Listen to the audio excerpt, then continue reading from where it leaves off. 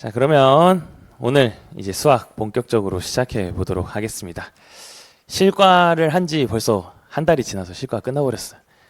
수학이 시작되는데 여러분들 실과 복습은 잘 하고 계신가요? 이게 또 수학 시작하고 나면은 또 수학한다고 실과 놓고 이러지 마시고, 사실 제가 가르치는데 한 달이 걸렸잖아요. 그러니까 가르치는데 한 달이 걸렸다는 건 사실 여러분들이 혼자서 복습하는 데는 그만큼의 시간은 안 걸릴 거예요. 돌리는 데는. 그래서 여러분들이 잘 복습 주기, 나만의 스타일에 잘 맞춰서 복습하시면 좋을 것 같고, 오늘은 이제 잠깐 실과 내를 빼고 이제 수학의 내로 한번 장착을 해보도록 하겠습니다. 자, 보십시다. 교육과정 B에 나와 있는 수학 과목입니다. 그래서 우리 교육과정 A랑 B로 나눠져 있는데, 교육과정 B의 스타트 과목, 그게 수학이죠. 여러분들이 이제 3교시에 시험 볼 때 시험지 쫙 넘기면은 제일 처음에 딱 나오죠. 그리고 수학은 배점이 이제 11점입니다. 11점. 80점짜리 과목 중에서 11점이면은 8분의 1. 10% 넘게 차지하고 있죠. 국어랑 더불어서 대장 과목이죠. 대문항수는 3개가 나옵니다. 우리 실과가 하나였던 거에 비해서 여긴 대문항 이렇게 3개 나오고 있고요. 소문항은 보통 한 대문항에 3개, 많으면 4개, 적으면 2개인데요. 이건 좀 왔다 갔다 하긴 합니다. 그래서 차지하는 비중이 가장 크죠. 그 이유는 어쩔 수밖에 없는 게 수학이란 과목 자체가 1학년부터 배우잖아요. 1, 2, 3, 4, 5, 6 이것만 해도 양이 많을 수밖에 없겠죠. 실과는 5, 6학년만 배우잖아요. 그렇죠? 5, 6만 배우는 과목이랑 1학년부터 6학년까지 배우는 과목이랑 대문항도 나름 합리적인 것 같아요. 실과 5, 6이니까 하나, 1, 2, 3, 4, 5, 6 3개 했을 때 3개 이렇게 생각합니다. 보통 난이도 기준에서 사람들 맞는 거 보면 평균 한 8점 정도 받는 것 같습니다. 11점에서 한 8점 정도 받는 것 같아요. 그래서 여러분들이 이 과목은 8점 이상 받으면 그래도 나쁘지 않게 잘했다 라고 생각을 하고 목표를 삼아서 하면 좋을 것 같아요. 물론 잘하는 상위 15%들은 10점까지도 다 무난하게 받는 과목입니다. 그래서 여러분들이 어느 지역을 쓰시려는지 잘 모르겠지만 내가 응시하는 지역이 좀 점수대를 많이 요구한다 하면 수학에서 한 개까지는 틀려도 괜찮다. 그래서 그런 목표로 좀 삼아서 공부하시면 좋을 것 같고요.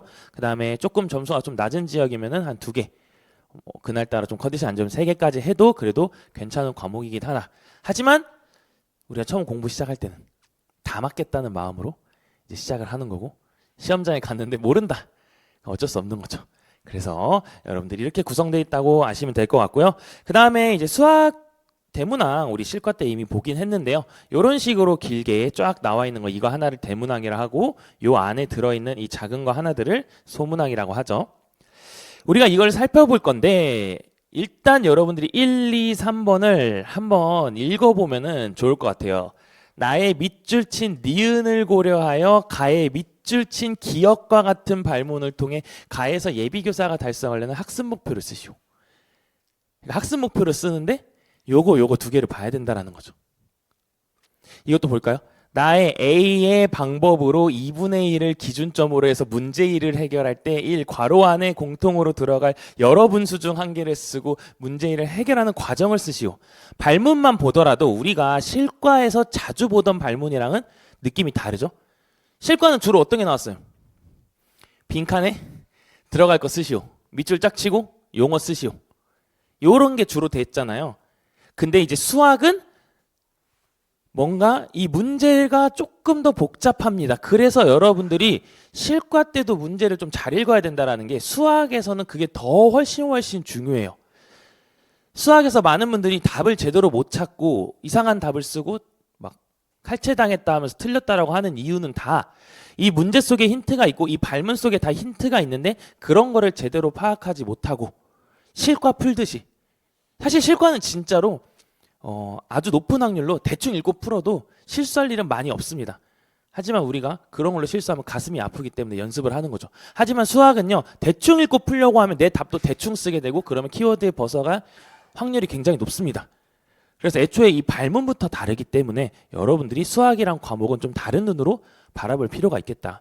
근데 수학을 되게 잘 해놓으면 뭐가 좋냐면요, 수학 과목뿐만 아니라 다른 과목에도 다 도움이 돼요. 국어도 그렇고 과학도 그렇고 사회도 그렇고. 그래서 지금 소문항 발문만 보더라도 우리가 이제부터는 좀 더 문제를 꼼꼼히 읽고 또 다른 관점에서 쓰려고 노력해야겠다. 봐봐요. 이런 거 보면 과정을 쓰라고 하잖아요. 해결하는 과정. 그럼 여러분들이 약간 이런 거에 많이 약해요. 풀이 과정을 쓰시오. 설명하시오. 사실 실과 같은 경우에는 설명하라고 해도 약간 답정너 설명이잖아요. 이것만 쓰면 되겠다는 답정너. 근데 얘는 있을 때 조금 당황하거나 그런 게 있는 거죠. 그래서 우리가 앞으로 수학을 연습할 때 교재 속에 있는 연습 문제, 그 다음에 우리 W평가 이런 거 볼 때 나오는 문제들, 제가 항상 풀고 나서 뭐 하라고 하죠? 위에서부터 천천히 읽으면서 어디에 힌트가 있는지 그런 걸 좀 느끼면서 서술을 어떻게 완성해 나갈지 이런 걸 고민하라고 하잖아요. 수학에서는 더 많이 할 예정입니다. 그래서 여러분들이요, 그런 거에 더 관심을 많이 가지셔야 돼요. 여러분 생각해 보면, 그러니까 이게 말이 수학이지 지금 이제 뭐 무슨 수능 수학이 아니잖아요. 초등학교 6학년 수학이잖아요. 그러니까 내용상으로 여러분들을 어렵게 하는 내용이 없습니다. 무슨 뭐 4차 함수가 나와가지고 무슨 미분 적분을 하고 이런 게 아니에요. 그렇기 때문에 여러분들에게 필요한 거는 이해력이지 정말 무식한 암기가 아니에요. 물론 암기도 중요합니다. 뭘 외워야 답을 쓰긴 하죠. 그렇지만 여러분들이 뭔가 논리적으로 이 답을 만들어가는 이런 과정이 더 중요한 과목이다 이렇게 생각을 하고 접근을 해주셨으면 좋겠어요. 그래서 제가 앞으로 강론 강의를 할 때마다 되게 계속 말할 거예요. 이거 한번 풀어보세요. 그 다음 지도서 한번 봐보세요. 읽어보세요 하는 게 여러분들이 그걸 충분히 이해를 하라는 뜻입니다. 그래서 수화연산은 제가 작년에도 말했던 것 같은데 한 번 할 때 진짜 제대로 해놓고 이해를 해놓으면 시험 볼 때까지 안 봐도 돼요. 진짜로. 수화연산이 제일 그런 과목입니다. 수학이 특히 뭐 도형 이런 거는 막 정의 같은 거 까먹으면 외우고 해야 되는데 수학의 수화연산이 특히 그런 과목입니다. 근데 제가 말한 이해는 뭐냐면요, 여러분들이 이제 앞에 여기 초등학생 한 20명이 앉아 있어요. 얘네한테 수학 수업을 해야 돼요. 그럼 그냥 딱 오더니 공식 하나 쓰더니 외워 이렇게 수업 안 할 거잖아요. 그래도 뭐라도 막 그림이라도 그리고, 자 얘들아 봐볼래? 여기 뭐 삼겹살 3개가 있는데 하면서 막 돼지 그림도 좀 그려주고 이렇게 해야 되잖아요. 그러니까 그런 거를 설명할 수 있는 게 이해인 거예요. 아시겠죠? 그래서 그런 과목이라는 느낌으로 접근을 해주셔야지 막 달달달달달달 이런 식으로 접근하면 안 된다는 걸 먼저 느끼셨으면 좋겠습니다. 자, 문항 출제 영역을 먼저 살펴볼 건데요. 예전까지만 해도 이제 영역이 5개였는데요. 그래서 도형이랑 측정이랑 영역이 나눠져 있었는데 이제 2022로 들어오면서 합쳐졌습니다. 그러면서 영역이 4개가 됐는데요.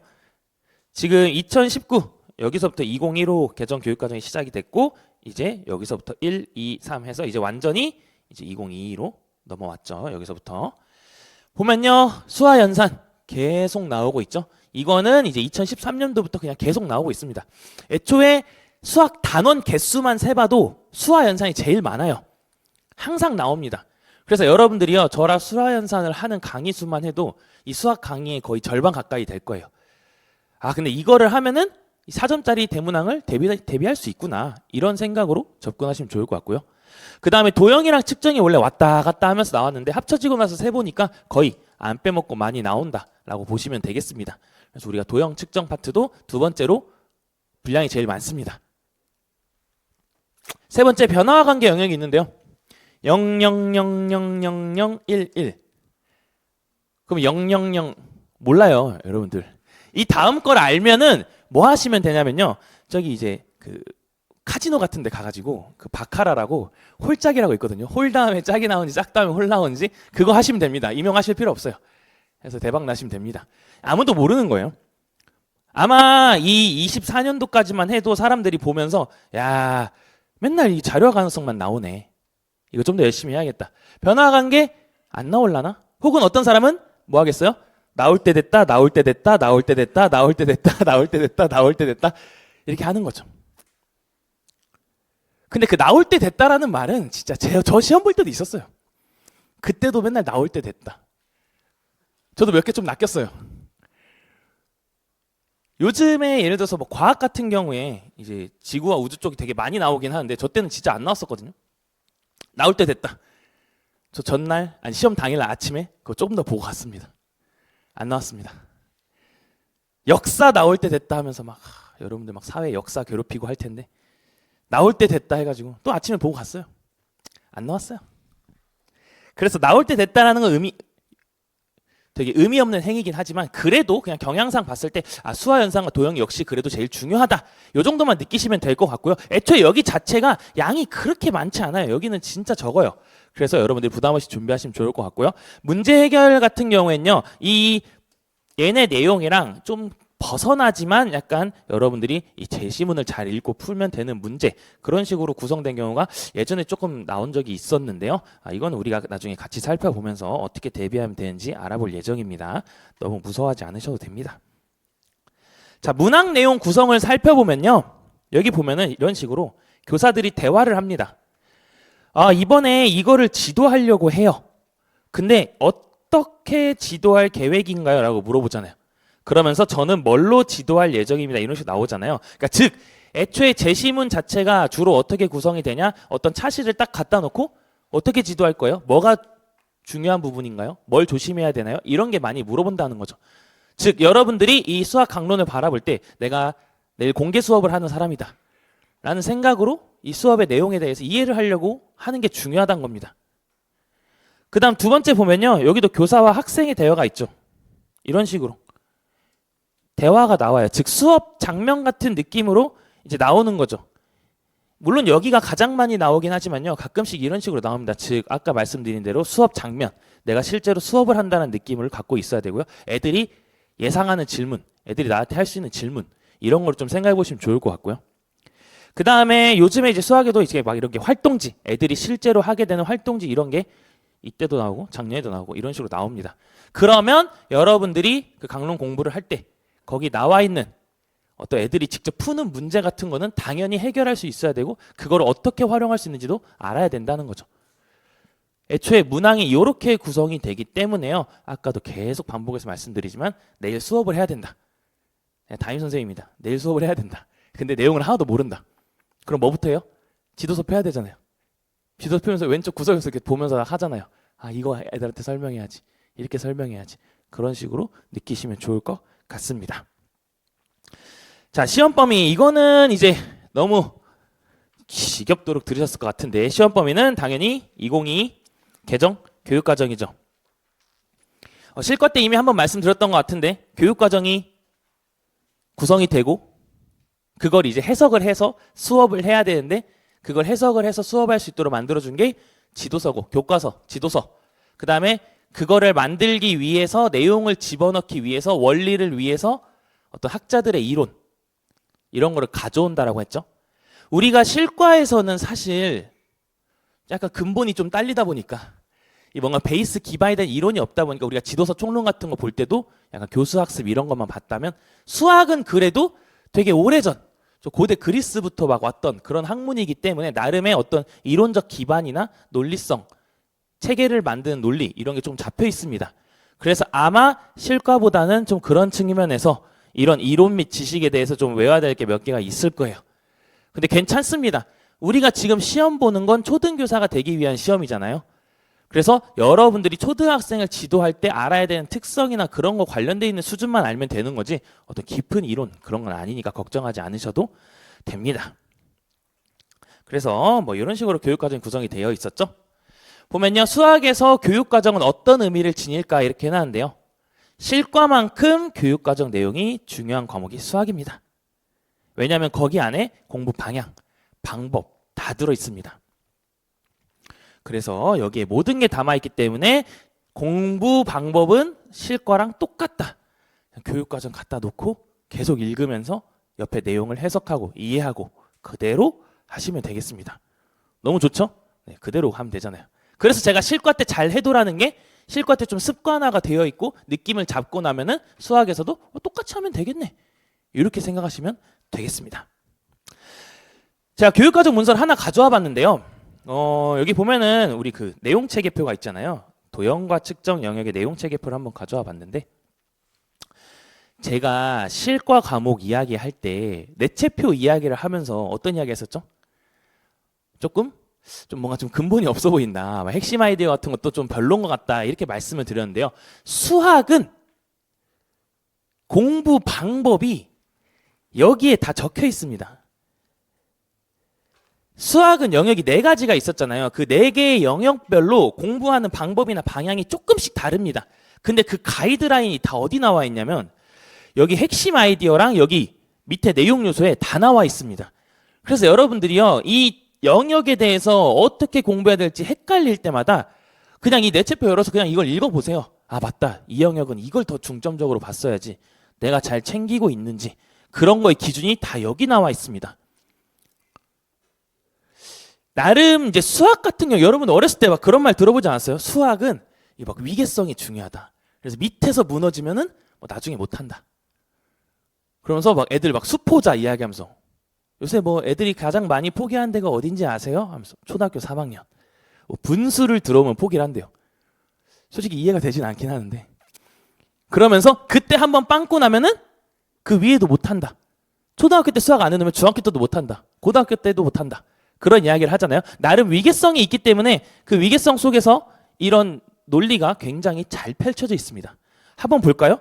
도형과 측정은 뭐 하는 곳이냐라고 보니까 평면 도형과 입체 도형은 여러 가지 모양을 범주화했대요. 범주화한 게 뭐죠? 범주라는 게 뭐죠? 어떤 비슷한 기준으로 이렇게 묶은 거죠? 아, 그러면 평면 도형, 입체 도형은 뭔가 묶은 거구나. 그러면 그 묶을 때 뭐가 있겠어요? 기준이 있겠죠. 아, 그러면은 우리는 평면 도형, 입체 도형의 그런 기준, 묶는 기준에 대해서 알아야겠구나.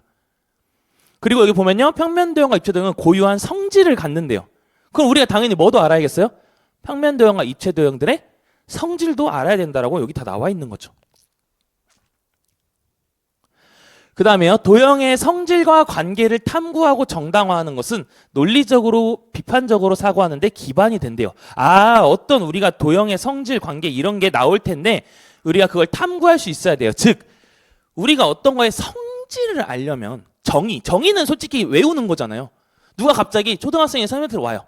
선생님, 왜 얘 이름이 삼각형이에요? 이래요. 그럼 뭐라 대답할 거예요?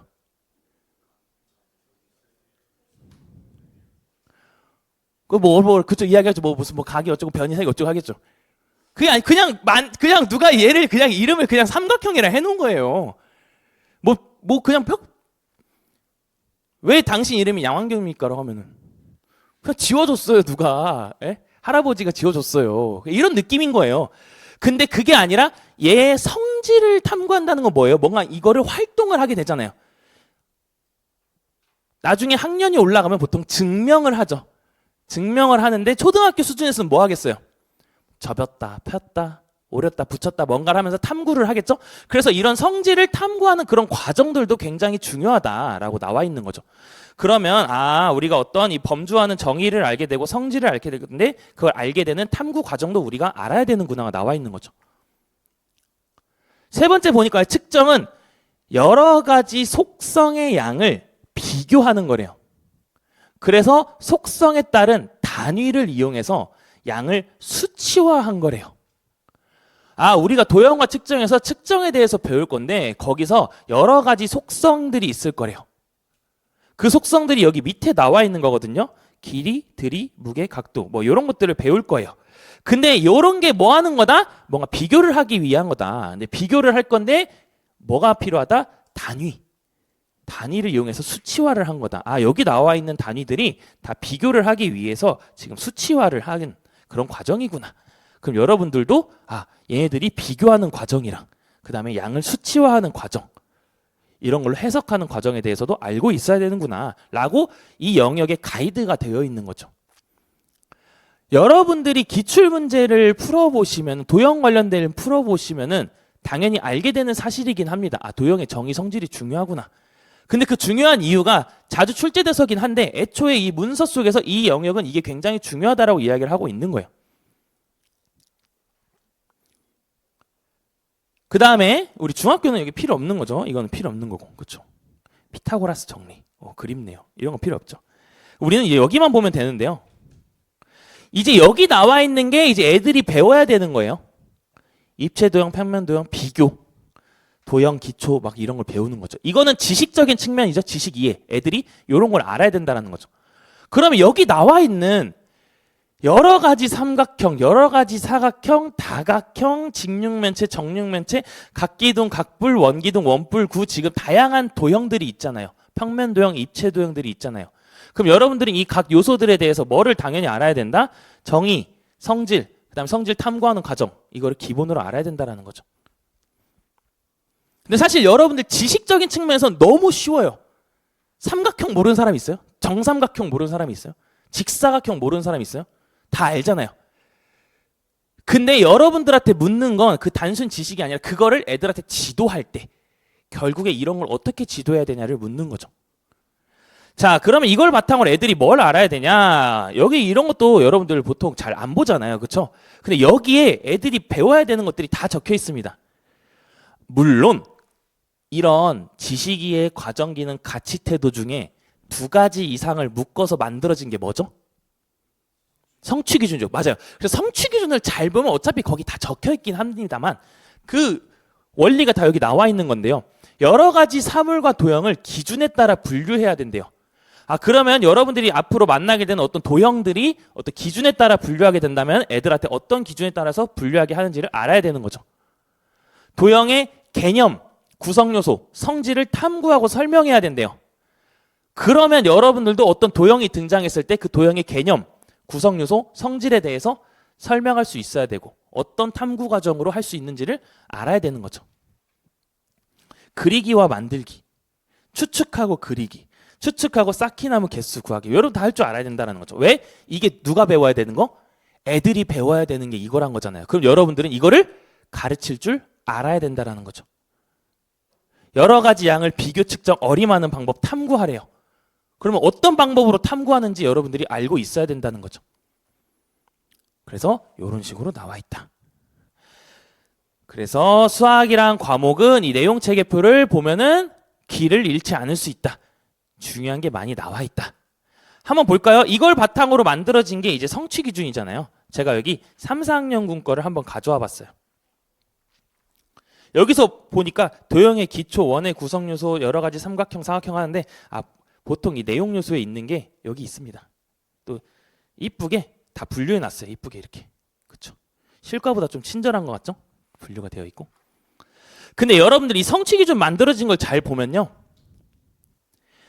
직선, 선분, 반직선을 이해할 수 있어야 되고요. 직선과 수직관계 평행을 이해할 수 있어야 되고요. 원의 중심, 반지름, 지름을 이해할 수 있어야 되고. 그렇죠? 여러 가지 이 삼각형 얘네들을 이해할 수 있어야 되고 얘네들을 이해할 수 있어야 되고 지금 이 도형들을 이해할 수 있어야 된대요. 이게 지금 뭐예요? 이 도형들을 이해할 수 있어야 된다는 게 여기 나와 있는 이 도형의 개념들에 대해서 알고 있어야 된다는 거예요. 그렇죠? 근데 보면요. 이 이해한다 말고도 여기 보면요. 그 성질을 안다. 성질을 탐구하고 설명할 수 있다. 성질을 탐구하고 설명할 수 있다. 이런 성취 기준이 나오잖아요. 얘는 뭐에서 기반한 거겠어요? 여기서 나온 거잖아요. 그렇죠? 그러면 여러분들이 나중에 여러 가지 모양의 삼각형에 대해서 분류 활동을 할 거래요. 기준에 따라 분류하기. 그렇죠? 그럼 분류를 하고 이 이등변 삼각형과 정삼각형을 애들이 알게 되는데 그때 성질이 나오는데 그걸 탐구하게 될 거래요. 그러면 얘네 둘을 어떻게 분류하는지 그다음에 그걸 바탕으로 어떤 정의가 만들어지는지 그거에 대한 성질을 탐구하려면 어떤 활동을 해야 되는지를 여러분들이 알고 있어야 된다는 거죠. 우리 실과 때 수업 시작할 때 항상 뭐 하죠? 강론 시작할 때? 단원 시작할 때? 교육과정 펼쳐놓고 동그라미 치면서 이런 거 알아야 된다라고 하잖아요. 수학도 똑같아요. 별 다르지 않습니다. 여러분들이 나중에 원의 구성 요소를 배우게 된다면 원의 중심, 반지름, 지름을 이해해야 된대요. 그러면 여러분들은 애들한테 원의 중심, 지름, 반지름을 어떻게 지도할지 알고 있어야 된다는 거죠. 그냥 점 찍고 동그라미 그려 이렇게 하는지 손잡고 동그랗게 해봐 하는지 그런 걸 알아야 된다는 거죠. 그리고 성질을 알아야 된대요. 그러면 애들한테 그 성질 뭘로 가르칠 건지 그런 거를 알아야 된다는 거죠. 제가 지금 대표적으로 도형과 측정만 가져왔지만요. 다 똑같습니다. 수화연산도 열어보면 똑같이 그렇게 적혀 있고요. 물론 우리가 다음 시간에 교육과정 배울 때 하나씩 하나씩 다 볼 거예요. 그렇지만 여러분들이 이 도형 측정만 보고도 수학의 공부 방향 내가 알아야 되는 지식적인 게 다 여기 들어있구나. 이거를 느끼시는 게 중요합니다. 암기도 중요하지만 이해라고 말씀드린 이유가 그거예요. 애들한테 대체 어떻게 지도해야 되는지 이해를 하고 있어야 된다는 거죠. 여러분들 대표적으로 제가 맨날 예를 드는 건데 이거 구하라고 하면 여러분들 어떻게 해요? 그렇죠? 역수로 만든 다음에 약분 5분의 4 이렇게 하잖아요. 자, 그러면 여러분들 수업 시간이라고 생각해 보세요. 자, 여러분 오늘은 분수의 나눗셈을 배울 거예요. 자, 하고 칠판에 딱 써요. 5분의 3 나누기 4분의 3. 자, 여러분 나누기는 뒤집을 수 있습니다. 한번 뒤집어 보세요. 그럼 곱하기가 돼요. 헉! 약분이 돼요. 5분의 4. 오늘 수업 끝. 수학 익힘책 푸시고 남은 시간에 자유롭게 노세요. 이렇게 하실 거예요? 그렇게 안 할 거잖아요. 자, 여러분 책 펴볼까요? 왼쪽 위에서부터 같이 읽어볼까요? 하면서 할 거잖아요. 그 설명하는 과정.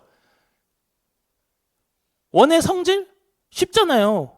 원의 지름, 반지름. 성질도 너무 쉽잖아요. 지름이 반지름의 2배. 그렇죠? 원 위에 2점이었을 때 가장 긴 게 지름. 성질 한 7개 외워놓고 자, 지금부터 외우세요. 10분 안에, 7분 안에 외우세요. 끝나고 테스트 봅니다. 말 못하면은 남아서 쓰고 갑니다. 그러면 애들이 더 열심히 하긴 해요. 그 무슨 뭐 원을 만들고 접고 이런 것보다 사실은 자, 지금부터 외우세요. 7분 안에 못하면 오늘 남아서 이거 100번 쓰고 가야 됩니다. 그럼 갑자기 막 다들 막 초집중. 아, 말 걸지 마 하면서 막 외워요. 그러다 막 떨어져. 그럼 막 울어 막 오늘 학원 가야 되는데 하면서 선생님이 남으래 하면서 남아서 100번 써요. 그럼 영원히 기억에 남아요. 근데 우리가 그런 수업을 하진 않잖아요. 그럼 어떤 활동을 하는지를 알아야 된다는 거죠. 근데 그런 게 기준이나 내가 알아야 되는 방향 이런 게 다 여기 나와 있다. 보면 이 어미 같은 걸 보면요. 조금씩 다 달라요. 여긴 이해하고 구별할 수 있다고 하잖아요. 여기는 구별할 수 있어야 된다고 하잖아요. 그럼 구별하는 기준 포인트가 있겠죠. 그럼 그걸 여러분들이 알아야 된다는 거고 애들한테 그거를 설명할 수 있어야 된다는 거죠. 그래서 여러분들이 이렇게 방향을 잡으면 되겠다라고 말씀드리고 그 다음에 여기도 마찬가지로 이런 성취기준 해석 같은 거 되게 자세히 많은 게 나와 있어요. 최근에 한 2년 동안 교육과정 문제가 너무 많이 나오다 보니까 이제 사람들이 제가 보지 말라고 해도 알아서 열심히 보시겠지만 애초에 중요한 거였어요. 애초에 중요한 거였어요. 나와서 중요한 게 아니라. 그래서 여기에 다 힌트가 나와 있다. 똑같이 참고하시면 좋겠습니다. 자, 그래서 교과서 및 지도사가 어떻게 이루어지는지 보면요. 방금 제가 예를 들었던 원의 구성 요소랑 도형의 개념 구성 요소 성질 탐구하기라는 지식 이해랑 과정 기능을 합치면 뭐가 되냐면요. 원의 중심, 반지름, 지름을 이해하고 그 성질을 안다라고 이렇게 나옵니다. 그럼 이걸 바탕으로 교과서를 짜보면요. 교과서에서 이런 장면들이 나와요. 지름의 성질을 알아볼 거래요. 그래서 지름을 따라서 원을 접을 거래요. 그랬더니 원이 똑같이 둘로 나누어진대요. 아, 그럼 여기서 알 수 있는 첫 번째 성질, 지름은 원을 똑같이 둘로 나눈다. 그 다음 활동을 보니까요. 원에서 지름을 찾아 색연필로 이렇게 표시를 하래요. 그리고 다 자로 재보래요. 그랬더니 어때요? 지름이 가장 길대요. 아, 그러면 지름은 원 위에 2점을 이은 것 중에서 가장 길구나. 이런 걸 애들이 알게 된다는 거죠. 지름의 성질도 알아보래요. 지름을 원하는 만큼 더 그어보래요. 그래서 지름을 막 여러 개 그어요. 재봤더니 길이가 모두 같대요. 아, 그럼 지름은 한 원안에서 지름은 모두 길이가 같구나. 몇 개까지 그을 수 있나요? 아, 이런 거 애들 시키면 좋아요. 그을 수 있을 만큼 그어보라고 하면 쉬는 시간 때까지 긋고 있어요. 계속. 선생님 제가 지금 312번까지 그었는데 하면서 막 하고 있어요. 셀 수 없이 많이 그을 수 있대요. 아, 그러면 결과적으로 여러분들이 원의 중심, 반지름, 지름 이런 정의도 배우겠지만 그 성질을 안다라는 말을 봤을 때 여러분들이 이 성질을 떠올릴 수 있어야 되는 거죠. 하지만 수학은 단순 암기라가 아니라 이해라고 말씀드리는 건 뭐냐면 여러분들이 결국 지도를 해야 되잖아요. 지도를 할 거면 이거를 외우는 게 중요한 게 아니라 대체 어떤 과정으로 저 성질을 탐구하는지가 중요하다 했잖아요. 그러면 뭐가 중요하겠어요? 이 활동이랑 얘랑 매치를 시킬 수 있는 게 가장 중요해요. 얘랑 이렇게 매치를 시킬 수 있는 게 가장 중요합니다. 그래서 여러분들이 막 무식하게 원의 성질 7개 말해봐. 이게 하나도 안 중요한 거예요. 친구랑 막 공부 같이 한다고 전화 뭐 스터디 한다고. 자, 지금부터 원의 성질 7개 말해보세요. 그게 중요한 게 아니란 거죠. 그 성질이 대체 어떤 활동으로 탐구가 이루어지는지를 알아야 된다는 거죠. 그래서 제가 작년에 이거 그 교재에도 넣고 W평가 때도 내고 M평가 때도 내고 계속 냈는데 올해 나왔더라고요. 나올 거라고 생각을 했는데 너무 내기 쉽잖아요. 그럼 실제로 이제 시험에서 이게 작년에 이렇게 나왔어요. 이번 시간에는 원의 성질에 대해서 알아볼 거래요. 수학 활동지가 나와요. 원의 지름을 두 개를 그으래요. 길이를 재서 비교해 보래요. 그럼 당연히 길이를 재보면 어떻겠어요, 둘이? 아, 그쵸. 같다. 이런 걸 알게 되겠죠. 1에서 그은 지름을 친구가 그은 것과 비교해 보고 한 원에서 지름을 몇 개 그을 수 있을지 이야기해 보래요. 몇 개 그을 수 있는지 이야기해 보래요. 그 다음에 뭘 쓰라 했냐? 1과 2를 통해 알게 된 원의 성질을 이야기해 보래요. 왜 이렇게 했을까라고 생각해 보면요. 내가 먼저 두 개를 긋고 길이를 비교했잖아요. 그렇죠? 두 개를 긋고 비교해 봤어요. 똑같네? 근데 이거를 친구가 그은 것과 비교해 보래요. 그럼 친구랑 비교해 봐도 어떠겠어요? 똑같겠죠. 그러면 이게 전부 다 뭐를 의미하는 거다? 한 원에서 지름의 길이는 모두 같다라는 거를 보여주는 탐구 활동이라는 거죠. 그다음 몇 개 그을 수 있는지 이야기를 해보래요. 그럼 계속 긋겠죠. 이거는 뭐를 위한 탐구 활동이었어요? 원 안에서 지름은 무수히 많다를 위한 탐구 활동인 거죠. 그래서 이거를 통해서 알 수 있는 원의 성질을 두 가지 쓰래요. 좀 쉽게 나온 편이긴 합니다. 저였으면은 이걸 좀 분리를 해가지고 아예 더 분리를 해서 좀 헷갈리게 만들었으면 더 좋았을 것 같긴 한데 핵심은 뭐냐면 여러분들이 이런 식으로 그 지도 장면에 대해서 잘 알고 있어야 된다는 거예요. 단순히 성질 따따따따 이걸 외우는 게 중요한 게 아니라 무조건 활동이랑 같이 연결을 시켜야 된다는 거. 에이 너무 딱 맞는 것만 갖고 온 거 아니에요? 궁금하신 분들은 다 찾아보세요. 그 다 교과서에 나와 있는 활동 그런 걸로 다 만들어집니다. 심지어 그림 같은 것도요. 심지어 이 교수님들 수치도 잘 안 바꿔요. 예를 들어서 작년에 나왔던 문제 중에 무슨 이렇게 막대기 하면서 막대기를 밀어가지고 뭐 40 빼기 18인가 해서 미는 거 있거든요. 거기 지도서에 그 40 빼기 18에서 펭귄이 이렇게 밀고 있는 그림이 있어요. 숫자도 안 바꿔. 그런 식으로 나옵니다. 볼까요? 또 다른 문제 한번 가져와 봤는데요. 이번에 지식 2에는 뭐냐면 다각형이라는 거에 대해 배울 거예요. 근데 그거에 대해서 개념, 구성 요소, 성질을 탐구하고 설명할 거래요. 그래서 관련 성취 기준을 보니까 다각형과 정다각형을 이해해야 된대요. 그러면 당연히 여러분들은 다각형과 정다각형의 정의를 알아야겠죠. 그 다음에 혹시 그거랑 관련된 어떤 구성요소 성질을 애들이 배우게 된다면 알아야겠죠. 근데 여기 성질을 탐구한단 말이 없는데요? 없어도 실제 활동이 있는 경우도 있습니다. 예, 그건 알 수 없어요. 교과서 장면 자세히 봐야 돼요. 근데 대부분 이제 이쪽에서 끝나긴 합니다. 성취 기준 해설을 보니까요. 도형판, 모양 조각 등의 교구를 이용해서 구체적인 조작 활동을 통해서 이해하게 한대요. 그러면 애들을 지도할 때 그냥 딱 그려놓고 야 이게 다각형이야. 야 이게 정다각형이야. 끝. 집에 가. 이게 아니라 뭔가 이런 모형판, 모양 조각이 나온다는 거죠. 그래서 실제로 여기 앞에서 다각형에 대해서 지도할 때 뭔가 칠교놀이 같은 조각 이런 거 모양 조각 같은 거 갖고 오면서 애들아 어때 이거 다 뭘로 둘러싸여 있어? 선분으로 둘러싸여 있잖아. 이런 식으로 이제 애들한테 보여주는 거죠. 그래서 여기 보니까요. 교과서 장면이요. 정다각형을 지도하는 장면인데요. 변의 길이가 모두 같고 각의 크기가 모두 같은 다각형이 정다각형이래요. 변의 길이가 모두 같고 각의 크기가 모두 같은 거. 그래서 애들이 찾아보는 거죠. 정다각형을 모두 찾고 그렇게 생각한 이유를 이야기해보래요. 그러면 애들이 가랑 다를 찾고 뭐라고 대답하겠어요? 변의 길이가 모두 같고 각의 크기가 모두 같으니까 그렇습니다. 그러면은 정다각형은 지도할 때 저렇게 정의를 알려준 다음에 애들한테 한번 그 정의에 부합하는지 구분하게 하는구나. 그럼 여러분들은 기본적으로 이 정의에 대해서는 확실히 외우고 있어야 되는 거죠.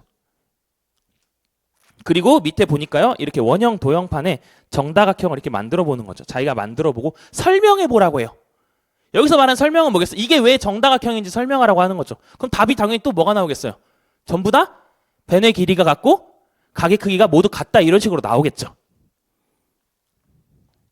이런 내용을 가지고 흔히 여러분들이 많이 이야기하는 수능형 문제 이런 식으로 이야기를 많이 하는데요. 그런 걸 제시문 구성도요. 요즘에는 옛날이랑 다르게 최대한 강론 내용에서 많이 구현이 됩니다. 보니까요. 저는 4학년 정다각형을 알아볼까요? 수업을 했대요. 그래서 원형 도형판을 이용한 여러 가지 정다각형 만들기를 하고 있대요. 뭐예요?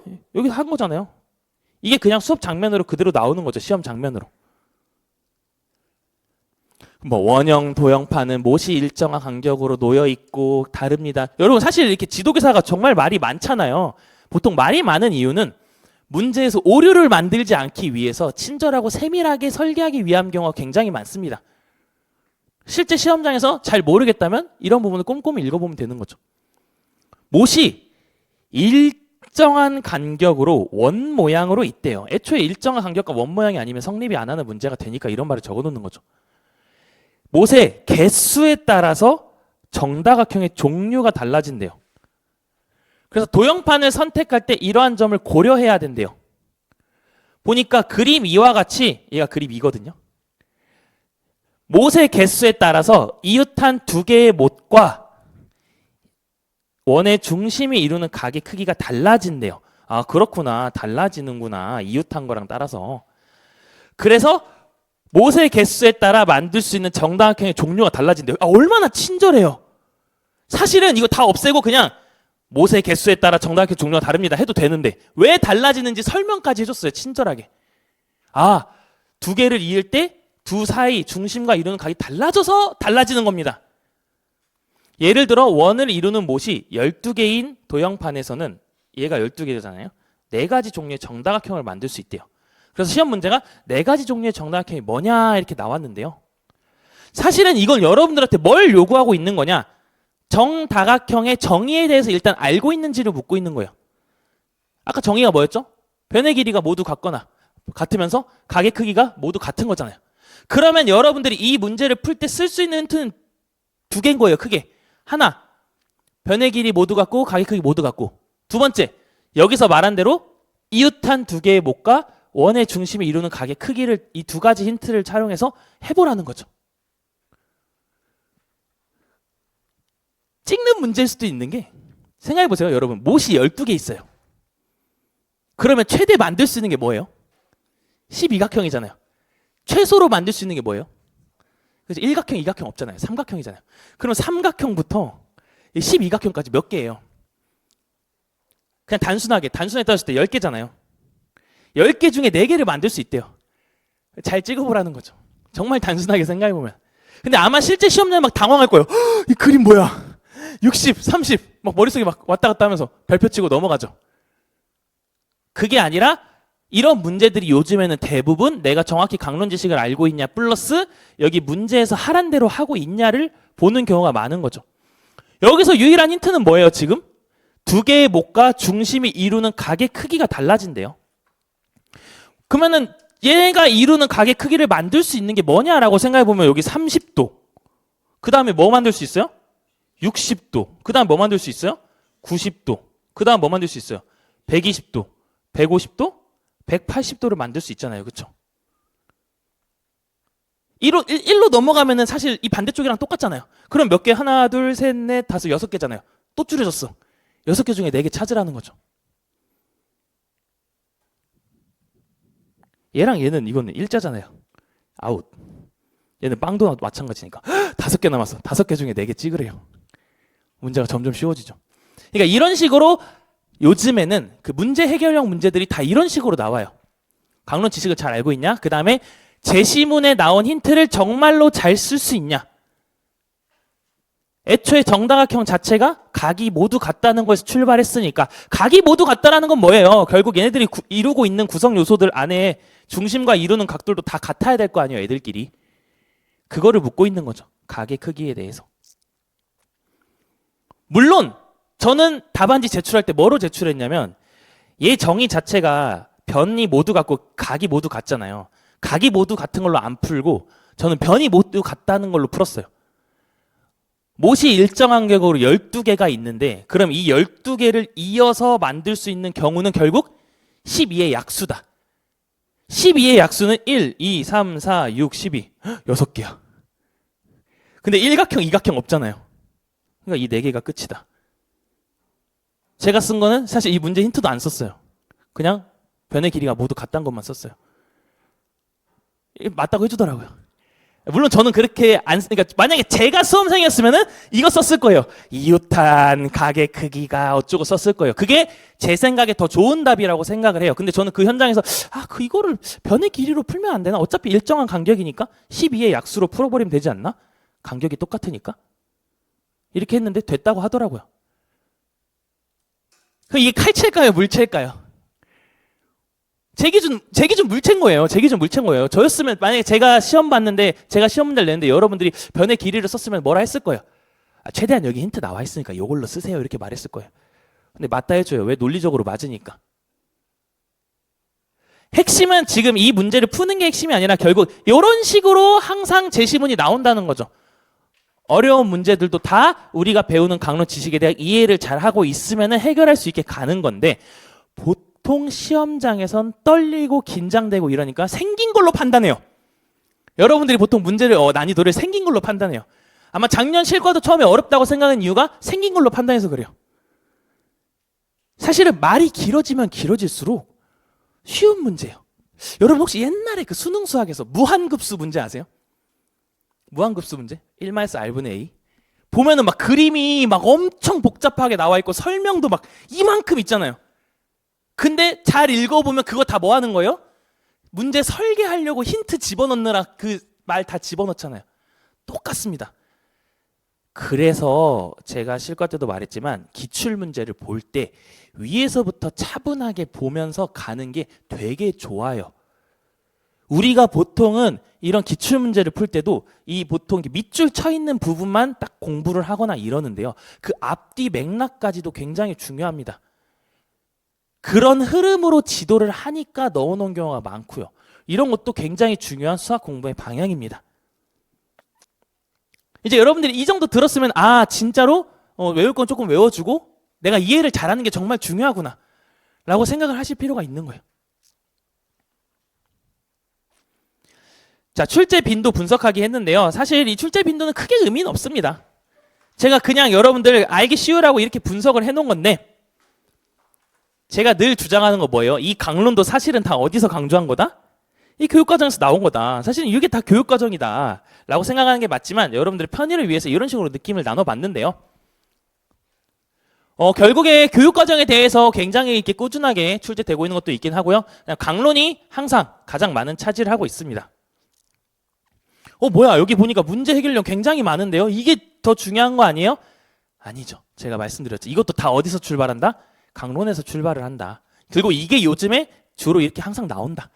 그래서 강론이라 해봤자 초등학교 6학년 높아야 6학년이에요. 6학년이랑 수학 배틀 하는 거예요. 그래서 강론이 굉장히 중요하다라고 생각했으면 좋겠고요. 그 다음에 수학 같은 경우에 어떤 교육 이론, 수학 교육론 같은 이론들이 있어요. 그게 좀 예전에는 좀 출제가 됐는데 이제 계속 안 나오고 있습니다.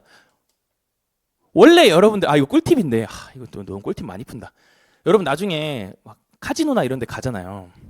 그러면은 이런 거 있어요. 막 이렇게 OX5555 막 이런 거 맞추는 게 있어요. 그 다음 뭐가 나올지.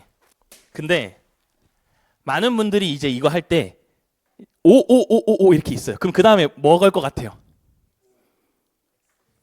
X 왠지 이제 나올 때 됐다 X 걸잖아요. 근데 사실 이거 다 뭐예요? 시행이 다 완전 다 다른 거잖아요. 근데 사람은 기분이 그래요.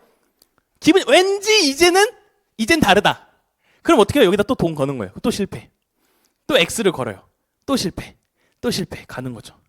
이런 게 하등 의미 없는 거의 이 정도 수준이에요, 여러분들. 이런 걸 보고 예측하는 건 그 정도 수준. 그러니까 경향을 약간 생각을 한다까진 괜찮아요. 근데 예측을 해서 그것만 공부한다는 아니긴 합니다. 그렇지만 경향은 있으니까 비중은 조금 가져갈 수 있지만 맞다. 꿀팁이라 했죠. 여러분들 이런 거 할 때는 무조건 계속 가는 거예요. 언제까지? X 한번 나올 때까지. X 한번 나오면 어떻게 해요? 그렇죠. 이제 안 하면 돼요. 제 강의 같은 거죠. 이 경향이 계속 될 때까지 계속 하는 거예요. 그러다 경향이 이제 바뀌어가지고 시험이 바뀐다? 그럼 이제 저는 그만하는 거죠, 강의. 둘 중 하나인 거죠. 다시 연구해서 다시 하거나 이 짓을 또 하거나 아니면은 이제 그만하거나. 여튼 여러분들이 이런 거 볼 때 이렇게 나눠져 있긴 하지만 결국 중요한 거는 강론이 굉장히 중요하다. 수학 모형 같은 경우에도 23년도에 저 때 한 번 나오고 13년부터 계속 안 나왔어요. 그래서 비중이 확실히 낮은 건 맞습니다. 부인할 수는 없어요. 1번 교육과정 진짜 무조건. 왜냐면 제가 작년에 이거 5개라고 안 했거든요. 근데 5개를 안 한 이유가 단순 암기 교육과정을 낮게 비중을 둔 건데 이제 그냥 말투로 바꿀 거예요. 그냥 교육과정 무조건 모시라. 단순 암기 때문에 중요한 게 아니라 작년에 수학 1-1번에 성취 기준이 나와서 중요한 게 아니라 그냥 애초에 너무나도 중요하고 기준이 다 여기 있기 때문에 그냥 항상 교육과정을 안고 죽어야 됩니다. 죽어도 교육과정이랑 죽어야 돼요. 보면은 작년 같은 경우에 성취기준 적용 시 고려사항에 근거해서 쓰란 말이 나왔어요. 자, 이제 나왔으니까 제가 보지 말라 해도 다 볼 거예요. 근데 애초에 이런 지도를 할 때 항상 이런 게 다 장면에 나오고 반영이 됩니다. 실제로 이거 지도서 열어보면요. 문제마다 무슨 그림 그려져 있냐? 계산기 그림 계속 그려져 있어요. 이렇게. 그렇죠. 말 안 듣는 애 있으면 어떡하면 돼요? 손으로 계산시키면 되는 거죠. 그렇죠. 계속 시키는 거예요. 그 다음에 여러분들이 이제 나중에 보게 될 텐데요. 이 교육과정 성취 기준과 관련해서 이렇게 빈칸을 뻥 해서 나오는 경우가 있어요. 용어를 쓰라고. 그래서 그냥 성취 기준 뻥뻥뻥뻥뻥 외우시는 분들이 있는데 뭐 상관은 없습니다. 개인의 자유니까요.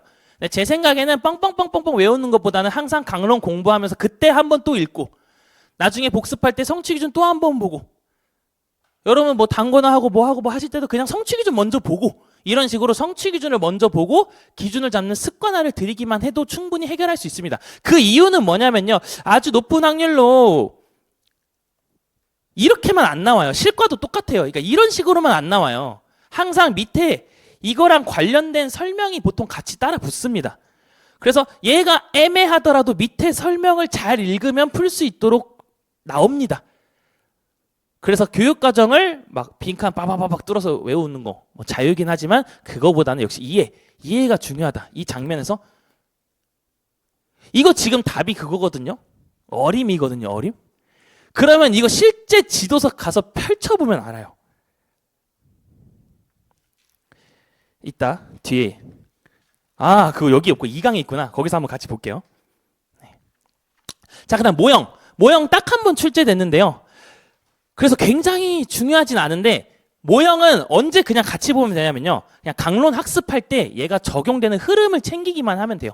대표적으로 이제 뭐 원리탐구 수업 모형에서 이렇게 소개를 하는데요. 보니까 흐름이 문제 상황을 보여주고 필요성을 인식해서 조작 활동을 한 다음에 형식화를 하고 적용을 해보래요. 그러면요. 지도서에 똑같이 그렇게 돼 있어요. 내가 21개를 갖고 있고 나는 7개를 더 가지고 있어. 모두 몇 개일까? 자, 여러분 수업 시작하겠습니다. 21개 있죠? 7 있죠? 더하세요. 28입니다. 수고하셨어요가 아니라 애들은 이제 이걸 처음 보는 거예요. 이 두 자릿수랑 한 자릿수를 더하는 걸 처음 본 거예요. 이게 지금 무슨 상황인 거예요? 그러면은 새로운 문제 상황이 된 거죠. 그래서 어떻게 구할 수 있을까 하면서 이 필요성에 대해서 어떻게 구할 수 있을까에 대해서 아이들이 생각해 보는 거죠. 그러면서 무슨 활동을 하냐? 직접 이걸 다 그려요. 21. 이거 애들 환장합니다. 보통 지도서에 21개는 그려져 있어요. 애들 이것만 하면 되는 거죠. 그렇죠? 여러분들은 시험 문제 낼 때 반대로 내세요. 애들 재밌게. 그렇죠? 이게 뭐 하는 거예요? 지금 여기서 말하는 구슬 옮기고 하는 게 이게 다 지금 탐구하고 조작 활동하는 거잖아요. 그 다음에 이거를 수 모형으로 바꿔서 또 조작 활동을 해보면서 뭐를 해요? 이렇게 세로로 쓰는 거를 형식화를 하죠. 형식화 다 끝나면 맨 마지막에 뭐 하겠어요? 정리하면서 문제 몇 개 있고 풀어보세요 하면서 수학책 오른쪽 아래에 있는 문제 5개 풀어보세요. 다 푼 사람 수학 익힘책 푸세요 하는 그거 하면서 마무리가 되는 거죠. 그래서 수학은 어떤 모양을 하게 됐을 때 이런 식으로 그냥 흐름을 기억하면 돼요. 문제 상황 주고 애들이 알게 돼가지고 조작 활동해가지고 형식화해가지고 가는구나. 애초에 여러분들이 이 장면, 단원을 배울 때 그렇게 공부할 겁니다. 그렇게 하시면 됩니다. 자, 그 다음에 지도서 총론 및 교육론이 있는데요. 이게 수학의 특성, 그 다음 모형 다루고 있는데 여러 가지 학자 이론들이 있어요. 근데 애초에 초등 수준에서 적용되는 이론이 많지 않아요. 몇 개 없어요. 그리고 이미 출제가 다 됐어요. 그 해당 이론들은.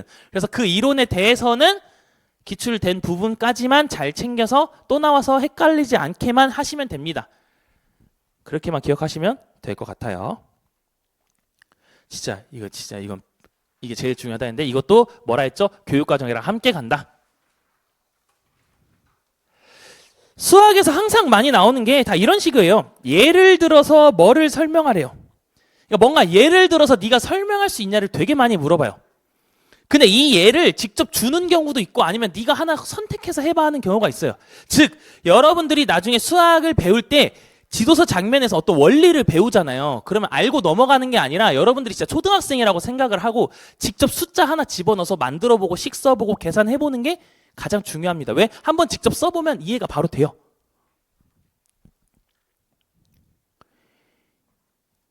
수 감각으로 분수의 크기를 비교하는 거, 이거 장면에 다 있거든요. 강론 장면에서 수 감각으로 하는 거. 근데 그게 아니라 너가 분수줄 그냥 하나 써버려. 너가 선택을 잘 해보래요. 그러니까 이런 식으로 원리를 알지만 그 원리에 적용되는 숫자를 네가 만들어봐. 예를 들어 해봐. 이런 식으로 나오기 때문에 여러분들이 앞으로 특히 수화 연산을 배울 때는 거기서 어떤 오늘 원리를 배웠다. 뭘 알게 됐다. 숫자 바꿔서 직접 써보고. 보통은 안 합니다. 왜? 초등학교 수학이잖아요. 안 써도 알 것 같아요. 근데 딱 한 번만 하세요. 딱 한 번만. 평생 한 번. 이 임용 시험 보는 내내 딱 평생 한 번만 하세요. 한 번만. 아시겠죠? 그 다음에 뭐 정의. 암기하는 것도 중요하지만 그걸 바탕에서 예를 활용해서 쓰는 문제. 그 다음에 좀 단순히 단답을 요구하는 게 아니라 어떤 지도 과정을 쓰는 문제. 아까 뭐라 했죠? 뭔가를 탐구하고 성질 이해하고 할 때 그 과정에 대해서 내가 설명할 수 있어야 된다고 했죠. 그런 식으로 출제가 되고 있습니다. 그래서 여러분들이 수학이라는 과목을 좀 그런 식으로 느꼈으면 좋겠어요. 아, 좀 더 이해하려고 하고 보려고 하고. 수학 솔직히 말씀드리면은 여러분들이 어디 지금 학교 하나 가가지고 시간 강사를 하는 거예요. 1학년부터 6학년까지 모든 학년을 다 들어가는 거예요. 그래서 매 수학을 1학년부터 6학년까지 가르치잖아요. 그럼 그냥 끝이에요. 그냥 그거 할 줄 알면은 안 해도 돼요. 우리가 그걸 목표로 가는 거예요. 정말 심플하게 이야기하면. 아까 봤던 거 있죠? 문제 해결형 같이 봤던 거. 그 다음에 최근에 나왔던 문제 해결 중에 이런 건데요. 열제에 해당하는 모양의 도형의 둘레에 대한 정육각형 개수의 비율을 구하래요. 친절해. 이거는 정말 모르겠으면 어떡하면 돼요? 직접 세는 거죠. 여러분 그런 거 몰라요? 그 수능 수학에서도 모르면 어떡해요? 모르는 사람들 막 100개까지 하라고 하면 밑에 막 100개까지 막 그리고 하잖아요. 그런 식으로 나오거나 아니면 간혹 이렇게 예전에 이렇게 좀 어렵게 나온 경우가 있어요. 근데 이런 어려운 문제도 다 어디에 나와 있다? 제시문 한 문장 한 문장이 다 힌트다라고 생각하시면 어렵지 않게 푸실 수 있습니다. 자, 그래서 앞으로 수학 어떻게 해야 되냐? 1번 진짜 무조건 이거예요. 이거 교육과정은 강론과 함께. 그렇죠? 그리고 2022로 이제 완전히 바뀌었잖아요. 작년부터 시험 모양이 바뀌었잖아요. 그래서 바뀐 지 얼마 안 됐기 때문에 변화된 부분이 있으면 그래도 조금 더 주목하면 좋을 것 같고요. 마찬가지로 실과랑 똑같이 출제 경향을 통해서 확률이 높은 공부를 하는 게 중요합니다. 강론 교육과정이 제일 중요하다 말씀드렸죠. 까놓고 말해서 모형 교육론 안 해도 됩니다. 교육과정 강론 잘 알고 있으면요 어차피 9점 이상 나와요. 그럼 누가 와요 여러분들한테? 여러분 지금부터 수학 공부하기만 해봐. 대신 안 해도 되니까 내가 수학 9점 줄게 하면 뭐라 할 거예요? 진짜요? 감사합니다 이럴 거잖아요. 우린 그게 목표인 거예요. 그거 이상 9점까지는 간다 라는 생각으로. 그래서 모형은 아까 전에 말씀드렸었고요. 중요한 것에 더 집중하는 게 좋습니다. 이런 것들 말고요. 그래서 강론을 특히 5번 거를 되게 무서워하는 분들이 있어요. 강론 열심히 공부하면 되고요. 기존에 기출됐던 거에서 다시 읽어보면서 힌트를 어디서 찾을 수 있는지를 많이 해보시면 잘 할 수 있을 겁니다. 와, 이거 수학 오늘부터 해서 5월 14일까지 56강이나 됩니다. 미친 거 아니야? 저도 모르겠어요. 한 5강 안에 하면 안 되나? 제가 작년에 한번 하려고 했다가 아닌 것 같긴 합니다. 근데 수학은 진짜로 한 번 공부할 때 제대로 놓치지 않고 한 번 잘 해놓으면 진짜로 여러분들 이때만 공부해놓으면 그냥 시험 끝날 때까지 안 하고도 돼요. 진짜로 까놓고 말해서. 대신 수학 말고 다른 막 암기해야 되는 걸 더 열심히 하면 되죠. 막 재미없는 과목들 있잖아요. 뭐가 있어요 재미없는 과목들? 도덕 이런 거, 청창 이런 거. 그런 거 외우세요. 한번 제대로 해놓고서. 똑같이 W평가, M평가 그대로 갈 거고요. 학습 진도를 어떻게 나갈 거냐면요. 처음에 다음 시간부터 이제 교육과정 살펴볼 거예요. 그래서 교육과정 어떻게 봐야 되는지, 어떤 걸 주목해야 되는지 체크해 볼 거고요. 그 다음 내용 영역별로 강론 학습 갈 거예요. 수와 연산부터 시작해서 도형과 측정, 변화와 관계, 자료 강수 순서로 갈 거고요. 수와 연산은 어디서부터 갈 거냐? 1학년 1학기 첫 단원부터 갈 거예요. 그러니까 학년을 기준으로 갈 거예요. 그래서 1학년 1학기부터 어떤 식으로 애들이 배우게 되는지. 이렇게 물어보신 분들이 있더라고요. 뭐 수는 수끼리 배우고 뭐 연산끼리 배우고 막 이러면 안 되냐라고 하는데 그게 아니라 수학 자체가 다 그렇게 구성된 이유가 있어요. 이거 다음에 덧셈이 나오고 수가 나오고 또 덧셈이 나오거든요. 그게 다 이유가 있어요. 근데 그 이유를 느끼려면 1학년 1학기부터 가는 게 전 맞다고 생각합니다. 그래서 1단원부터 쭉 갈 거고요. 근데 영역별로는 느낌이 다르기 때문에 영역은 쪼개서 이렇게 갈 겁니다. 마지막에 이거 할 거고요. 그래서 밑에는 똑같습니다. 네, 강의는 최대한 밀리지 마시고요. 그날 배운 내용은 가능한 그날 복습하시고요. 항상 왜 공부해야 되는지 말씀드렸죠. 헷갈릴 때마다 교육과정을 보셔라. 그 다음에 기출을 보셔라. 처음부터 다 외워지지 않는다고 괴로워하실 필요 없습니다. 단순 암기라고 생각하지 마시고 6번이 중요하죠. 담임교사로서 수업을 준비한다는 마인드. 그거를 보는 거죠. 이렇게 접근하셨으면 좋겠습니다. 자, 이렇게 해서 수학 과목의 전체적인 느낌, 앞으로 여러분들이 공부에 대한 방향에 대해 설명드렸고요. 다음 시간부터 교육과정부터 본격적으로 내용 시작하도록 하겠습니다.